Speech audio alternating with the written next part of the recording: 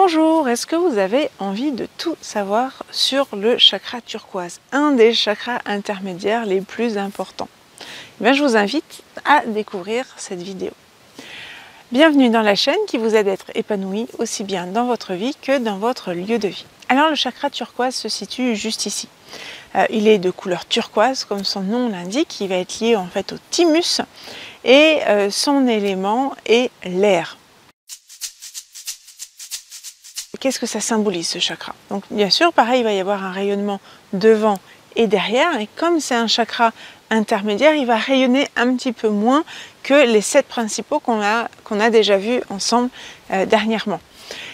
Du coup, ce chakra turquoise va être lié au fait de capter les émotions, au fait d'écouter son être intérieur, et c'est aussi tout ce qui est lié à l'individualisation. Donc ça, c'est vraiment ce chakra qui va gérer tout ça.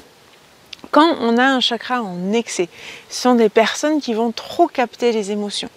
Elles vont même plus savoir si les émotions qu'elles ont, c'est les émotions des autres ou leurs propres émotions. Et à un moment donné, souvent, je me rends compte que les personnes qui ont un chakra turquoise très très fort, ça peut être des personnes qui, étant jeunes, ont dû subir en fait des maltraitances physiques ou psychologiques, et du coup elles vont développer une capacité à percevoir les moindres petites modifications qui peuvent faire que ça peut devenir dangereux pour elles.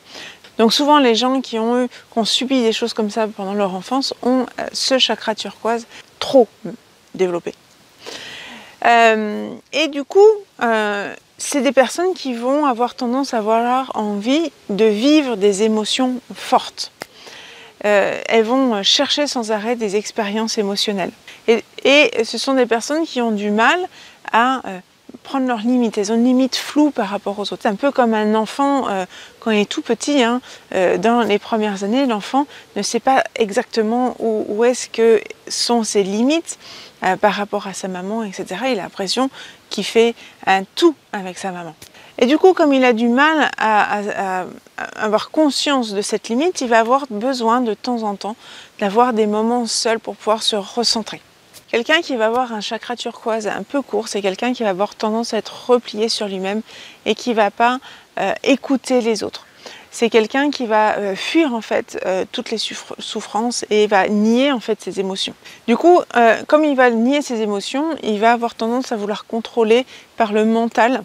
Et c'est souvent quelqu'un qui va avoir peur de dévoiler ses sentiments. Quand on a un chakra turquoise optimal, on va se rendre compte qu'on va réussir à être attentif aux besoins des autres, être capable d'exprimer en fait ses émotions, d'être capable de ressentir ce qui se passe à l'intérieur de nous, être capable d'écouter en fait son âme et son être intérieur.